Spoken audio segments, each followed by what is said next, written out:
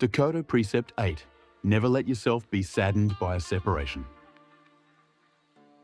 Let me ask you something. Have you ever caught yourself thinking, I lost someone important. I'll never recover. I quit my job. My life is over. I gave up on my dream. What do I do now? Here's the truth. This exact sadness over separation is what keeps you trapped in the past for life. Today, I'm sharing Precept 8 from the Dokkodo 21 Principles written by Miyamoto Musashi, Japan's greatest swordsman, just 7 days before his death. Here's what these 7 minutes will do for you. Monday mornings, you'll stop dwelling on past separations and focus on today. You'll shift from lamenting what you lost to looking forward to what you'll gain. You'll accept endings as beginnings and find the courage to move forward. In other words, you're about to shift from being trapped in the past to creating your future. This video will be that turning point, more powerful than reading 100 self-help books. I guarantee it. Let's begin. Miyamoto Musashi Dokkodo, Precept 8. Izure no michi ni mo wakare o kanashimazu. In English, never let yourself be saddened by a separation. In any situation, in any separation, do not be saddened. Now hold on. Don't be sad about separation? Isn't that inhuman? No, that's not what this means. What I'm about to share isn't some feel-good philosophy. This is the life philosophy of a man who fought over 60 life or death duels and never lost. These words were written 7 days before his death. Think about it. Musashi's life was a series of separations. When he killed his first man at 13, he separated from childhood.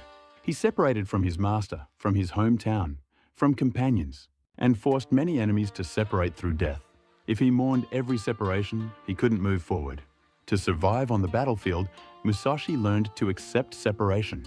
Musashi doesn't teach, don't be sad. He teaches, don't be imprisoned by sadness. Feeling sadness that's natural, that's human. But being controlled by sadness and unable to move forward, that's the problem. Separation isn't an ending. It's a new beginning. That's how Musashi thought. Separating from his master allowed him to find his own path. Separating from his hometown allowed him to travel Japan and grow stronger. Separating from one path allowed him to advance on a new one. Separation isn't loss. Separation is change. And change is the only path to growth. Why do we mourn separations? In psychology, this is called loss aversion bias. The human brain is designed to feel pain of loss more strongly than joy of gain. We fixate on what we lost and undervalue what we haven't yet gained. So separation looks like the end. But here's the reality. Separation creates space for something new to begin. If old relationships don't end, new relationships can't begin. If you don't quit your old job, your new career can't start. If you don't separate from your old self, your new self can't be born. Musashi teaches accept separation.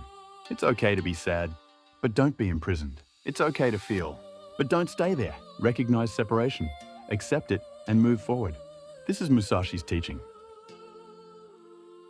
Yeah, okay, Musashi, but separating from someone important is still sad. I get it. I understand. But look closely. Many people are imprisoned by separation for years, even decades, unable to move forward. Ever experienced this? Separation in romance. You broke up with your partner. I'll never meet anyone better.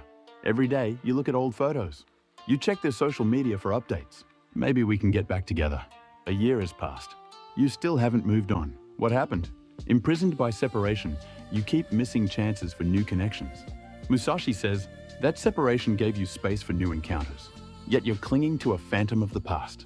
Your ex isn't coming back, but future encounters haven't arrived yet. Which should you focus on? Another example, separation in career. You got fired from your company. My life is over. Every day, you stay home. If I'd stayed at that company, I'd be stable. I wanted to finish that project. You're trapped in past glory. What happened? Imprisoned by separation, you've lost the energy to seek a new career. Musashi teaches this. Got fired?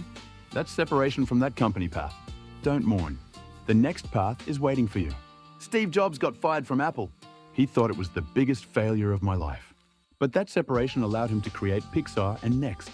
And when he returned to Apple, he was far stronger than before. Jobs himself said, getting fired from Apple was the best thing that ever happened to me. Separation isn't an ending. It's a beginning. One more, separation from dreams. You gave up on a dream you'd chased forever. What have I been living for? Every day, you regret. If only I'd started earlier. If only I had more talent. You're trapped in past what-ifs. What happened? Imprisoned by separation from your dream, you've lost the energy to find new goals. Musashi says, that dream just didn't fit you. Don't mourn. There's another path that truly fits you. J.K. Rowling gave up on her office worker dreams, got divorced, became unemployed, thought, I'm a failure at life. But that separation allowed her to write Harry Potter, and she became the world's most successful author. Separation doesn't kill you. Separation changes you. Modern society keeps whispering, separation is tragedy. Divorce, unemployment, abandoned dreams, all labeled as failure.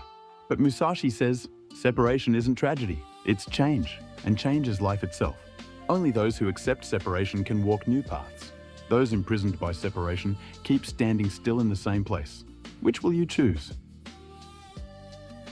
Let me clear up some common misconceptions.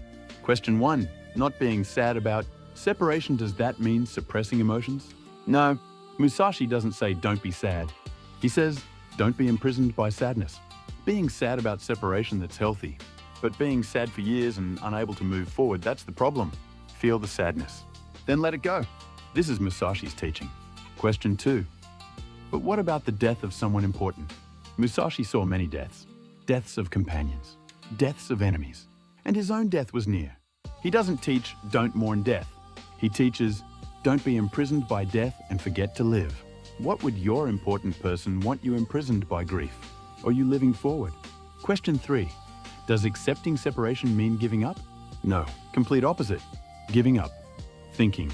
Nothing can be done, and doing nothing. Accepting. Recognizing this is reality and thinking about the next action.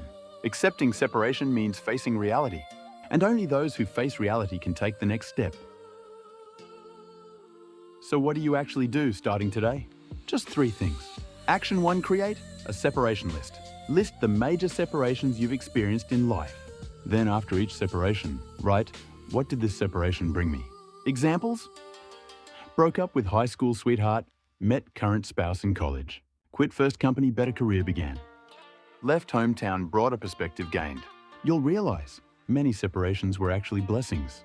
In psychology, re-evaluating past events is known to significantly improve life satisfaction.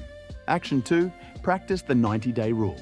For 90 days after separation, it's okay to be sad. But after 90 days, consciously face forward. Why 90 days? In psychology, acute grief typically peaks within 60-90 days. Continuing sadness after 90 days is no longer natural emotion, but habit. And habits can be changed. After 90 days, ask yourself, is this sadness moving me forward or binding me to the past? If the answer is binding to the past, it's time to let go. Many people find that setting a time frame helps them recover from grief more easily. Action 3, start writing the next chapter. Separation is like a book chapter ending, but the book itself hasn't ended. Start writing the next chapter today. Specifically, set one new goal, meet one new person, go to one new place. It can be small. What matters is moving to next. Thinking of life in chapters is shown in psychology to reduce attachment to the past and increase future orientation. Many people realize through this practice, separation wasn't an ending, but the beginning of the next chapter. How was that? Miyamoto Musashi's Dokkodo Precept 8. Never let yourself be saddened by a separation. From a life trapped in the past to a life creating the future. From ending to beginning. Experience this transformation yourself. If you found this video helpful, please like and subscribe. See you in the next video. Thank you.